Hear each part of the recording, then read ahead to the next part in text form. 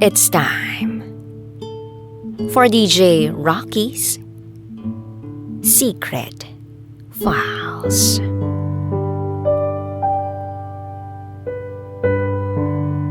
Muntik na akong maging pangalawa, kahit ako ang nauna. Hi DJ Rocky. Itago mo na lang ako sa pangalang Baby. I'm a BSE Math major graduate. Board passer na rin, kaya at the age of 21 ay isa na akong licensed teacher. Matagal kong pinag-isipan kung ibabahagi ko bang storya ko. Kasi malihim talaga akong tao. Malihim, lalong-lalo na sa nararamdaman ko. Piling tao lang yung mga napagsasabihan ko ng mga problema ko. Madalas, mga kaibigan ko na pagkukwentuhan ko. It's been 7 months. Pero tanging kami lang ng mga kaibigan ko ang nakakaalam sa nararamdaman ko tungkol sa ginawa niya sa akin. Tungkol sa ginawa sa akin ng boyfriend ko na itago na lang natin sa pangalang Ed. This is my secret file. October 2, 2019, nang mag-chat ka sa akin. Tandang-tanda ko pa kasi kinabukasan, birthday mo. Nauna rin nating pagkikita. Sa pagkikita natin, napag-alaman kong elementary batchmate kita. Fast forward, nanligaw ka sa akin at naging tayo. Masaya tayo sa mga dumaang mga buwan. Nag-celebrate tayo ng pagpasa ko sa board. Nag-celebrate tayo ng birthday ko na isa sa mga pinakamasayang birthday ko. January 2020, na-hire ako sa isang automotive company dito sa Mandaluyong bilang isang sales admin. Then Feb 2020, na-hire ka sa isang local call center sa Makati. Nung una, okay tayo eh. Not until dumating ang Valentine's Day. Nasa isang fast food chain tayo para umorder ng isang takeout. Kasi ang plano natin, sa bahay lang tayo magse-celebrate ng Valentine's. Habang nakapila tayo, may nag-chat sa'yo. At ang sabi, Beo, flowers.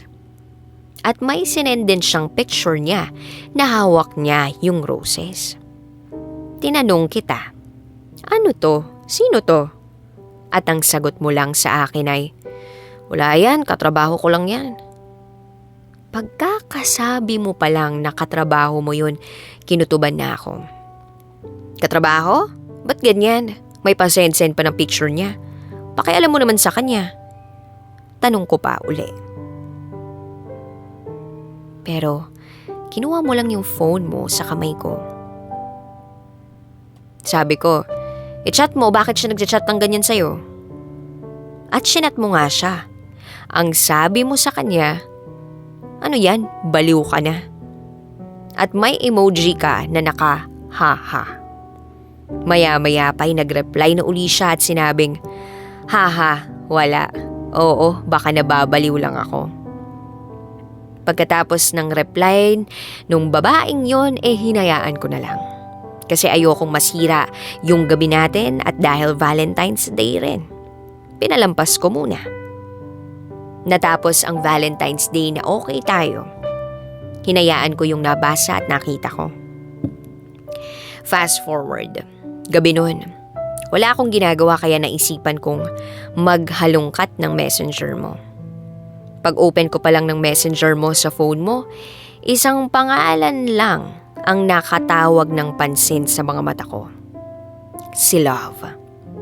Nang makita ko pa lang yung pangalan niya, alam kong may mali na. Dahil yun din yung babaeng nag-chat sa'yo nung Valentine's Day. Hindi ko pa nabubuksan yung conversation ninyo pero nanlalamig na ang mga kamay ko sa kaba. Nang buksan ko ang conversation nyo, boom. Nabasa ko lahat. Although hindi lahat kasi burado lahat ng mga sinagot mo sa kanya. At ang tanging nabasa ko lang ay yung mga chat niya sa'yo. Pero kahit burado na lahat ng reply mo sa kanya at mga chat lang niya yung nababasa ko, alam kong may mali. Alam kong may namamagitan sa inyong dalawa. Ang sweet-sweet na mga sinasagot niya sa'yo. Nagsesend siya ng pictures niya sa'yo na kasama yung anak niya. Yes, meron siyang anak. In-scroll ko ng scroll yung convo ninyo hanggang sa makarating ako sa pinaka-unang chat niya. Unang chat yata niyo yun. At dun ko nalaman na halos 2 weeks na kayong magka-chat. Or magka-chat nga lang ba? Kasi magkatrabaho kayo, hindi kita nakakasama, nakikita at nababantayan 24/7. Kaya malay ko bang magka-chat lang kayo. Pero imposibleng magka-chat lang kayo. Napaka-imposible. Nung gabing yun, hindi ko sinabi sa'yong may nalaman ako. Magka-chat tayo nun. Ang saya-saya mo pa nung magka-chat tayo. May mga kinukwento ka na hindi ko alam kung paniniwalaan ko ba. Ang ginawa ko, in-screenshot ko yung pinakaunang chat mo sa kanya na ang sabi mo, mahal ko girlfriend ko. Pero naguguluhan na ako nung makilala kita.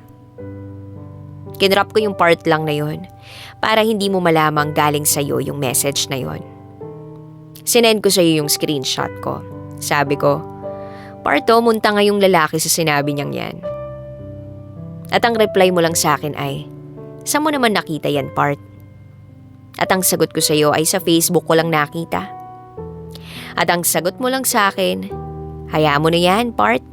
Ha ha ha, baliw lang yan. Nung sinabi mo yun, hindi ko alam kung ano yung mararamdaman ko.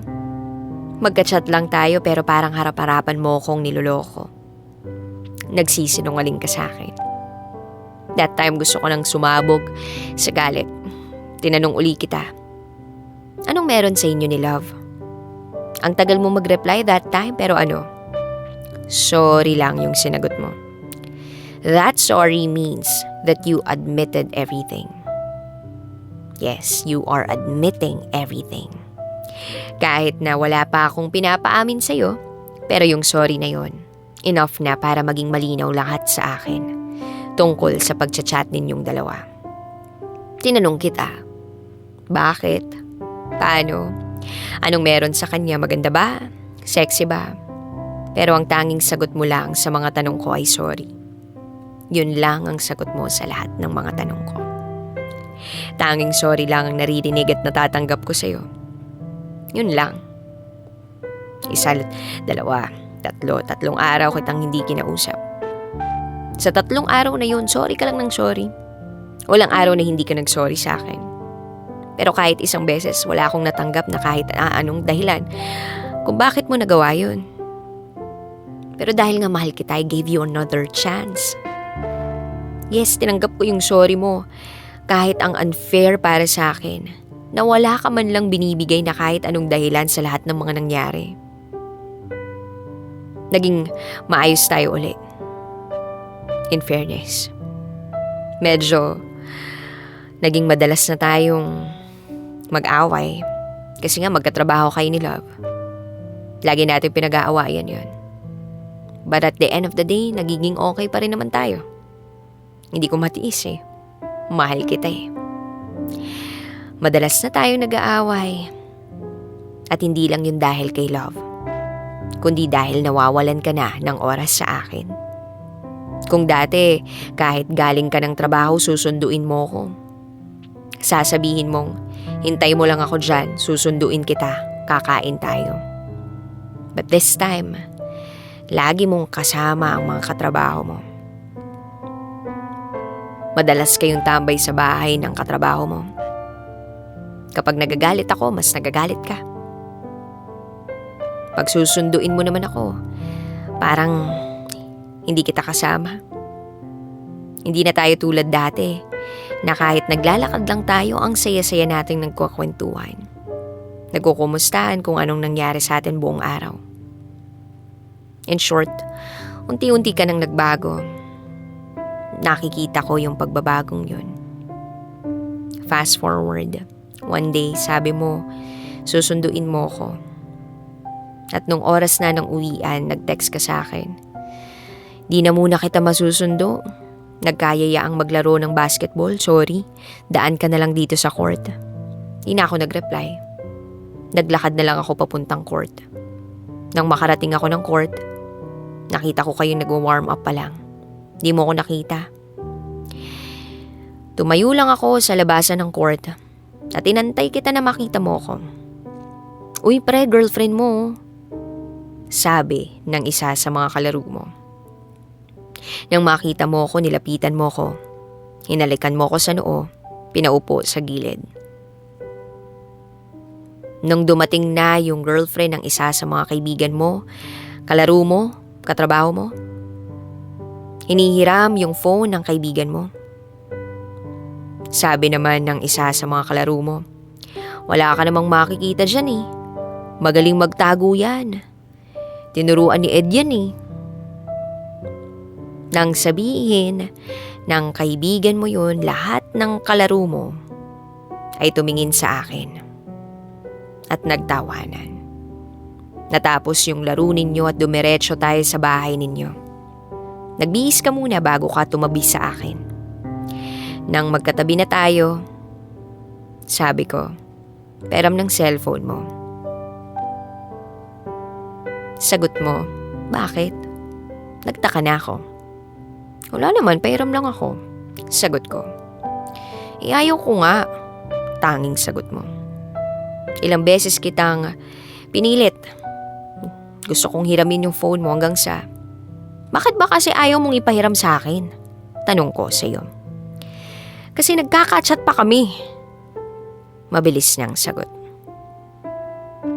Tumangu-tango na lang ako bilang sagot sa sinabi mo. Di ko alam kung anong sasabihin ko sa'yo. Hindi ko alam kung anong mararamdaman ko. Uwi na ako. Sabi ko. Tita, uwi na po ako. Paalam ko sa mama mo. Nagdire-diretso ako palabas ng bahay. Sumunod ka lang sa akin. Pilit kitang pinauuwi. Halos nagsisigawan na tayo sa gitna ng daan. Pinagtitinginan tayo ng mga tao pero wala na akong pake kasi nasasaktan ako. At sa pangalawang pagkakataon, tanging sorry na naman ang narinig at natanggap ko sa iyo. For the second time, pinatawad kita. March 16, 2020, bago mag-ECQ. Kagigising ko lang at binuksan ang account mo. Ang ingay ng group chat sa mga katrabaho mo. Pinag-uusapan nila kayong dalawa ni Love. Nililink nila kayong dalawa. Na siyang ikinagalit ko. Kaya nag-reply ako sa group chat ninyo, stop it.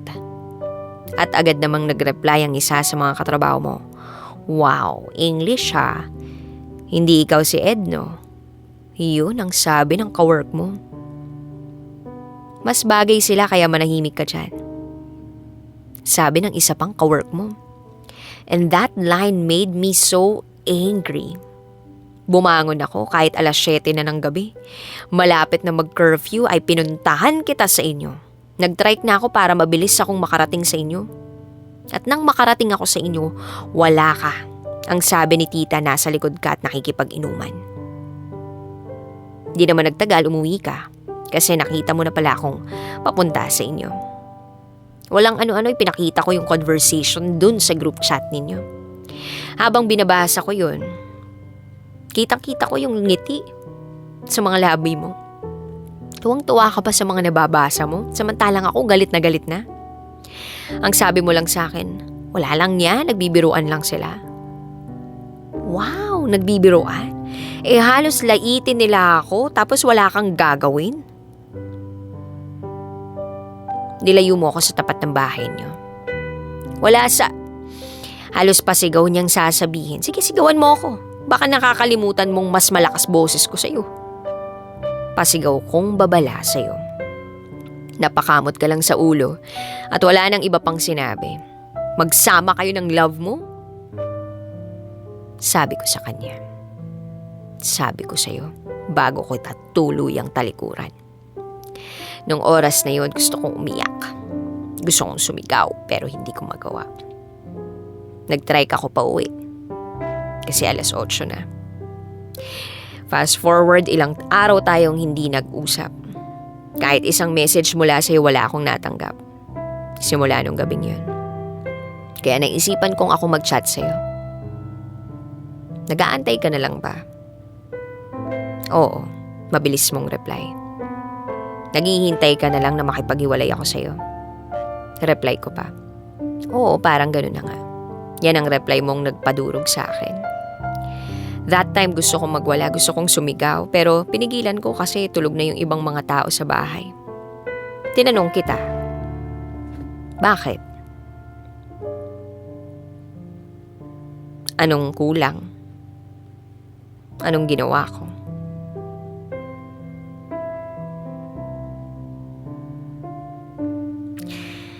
Pero hindi mo sinagot. At yun, tinanong ko kung mahal mo siya. Sagot mo? Oo, mahal ko na siya. And those words are enough para gumuho yung mundo ko. Oo, alam kong bago pa lang naman tayo pero ang sakit eh. Wala naman yun sa kung gaano kayo katagal para magkaroon ng karapatang masaktan. Hindi ko nagawang replyan kaagad pero may sumunod ka pang message sa akin saying, hindi ko alam kung paano, pero mahal ko na siya. Ayaw kitang masaktan kaya sorry. Gusto ko nang maging malaya sa'yo. Yun yung huling message na natatanggap ko sa'yo. Hindi ko alam kung bakit sa oras na yun hindi ko magawang umiyak. Nasasaktan ako pero walang luhang lumabas sa mga mata ko. Pagkatapos ng sinabi mong yun, walang araw na hindi ako nag-message sa'yo. Galit ako. Galit na galit ako. Pati na rin kay Love. Ginawa ko pang wallpaper yung picture mismo ni Love para lang madagdagan yung galit na nararamdaman ko sa inyong dalawa, lalo na sa'yo. Araw-araw pag binubuksan ko yung cellphone ko at mukha ni Love yung nakikita ko, sirang-sira na yung araw ko. Wala akong magawa that time. Hindi ako makapag-open sa family ko. Nasasabi ko naman sa mga kaibigan ko pero hindi ko sila makasama. Hindi sapat yun para mabawasan yung sakit na nararamdaman ko. Kaya kain, tulog, Facebook lang ang ginagawa ko. Halos mamayat ako dahil sa puyat. Nagtagal ng halos 1 buwan yung ganong sitwasyon ko nang mag-chat ka sa akin saying, I'm sorry. Ngayon ko lang na-realize na hindi ko siya mahal. Na-attract lang ako sa kanya. Ngayon ka lang na-realize na ikaw yung mahal ko. Ikaw yung kailangan ko. I love you and I'm sorry. Nang mabasa ko yung message mo na yun, that was the only time na umiyak ako. Ang sarap basahin pero nandito pa rin yung sakit. Nang mabasa ko yun, alam ko sa sarili ko na ikaw lang yung gamot sa sakit na nararamdaman ko. So napagpasyahan natin magkita sa isang mall na malapit sa atin. ECQ pa rin pero nakalabas naman tayo. The time na makakita kita, ang bilis lang tibok ng puso ko. At alam ko sa sarili ko na kahit anong galit ang nararamdaman ko sa'yo, tumitibok pa rin ito para sa'yo. I'm so happy that time na nakita uli kita. Nang magkaharap tayo dalawa, tinitigan kita sa mga mata mo at nagbabadya yung mga luha sa pagbagsak nito. Ganon din ako. Pero bago pa bumagsak yung luha nating dalawa, inabot ko na yung mango shake na binili ko habang naghihintay sa'yo. Nang abutin mo yun, lumapit ka sa tenga ko at sinabing I'm sorry and I love you. Hindi ako agad nakagalaw sa binulong mo. Pero hindi rin nagtagal, ay tumango na rin ako. And I said, I love you too. At sa ngayon, 1 taon na kami. We're happy now. Although minsan pinagtatalunan pa rin namin sa Love. Dahil hanggang ngayon, nasa iisang kumpanya pa rin sila at magkatrabaho pa rin sila. Pero I choose to trust him again. Yun lamang po. Maraming salamat. Muli, ako si Baby at ito ang aking secret file. is your number one FM radio station. Love Radio. Kabisyo, nakarelate ka ba sa secret file na binasa ko? Kung nakarelate ka, mag-subscribe ka na dito sa aming YouTube channel at pindutin mo na rin ang notification bell para updated ka sa mga susunod na episodes ng DJ Rocky Secret File.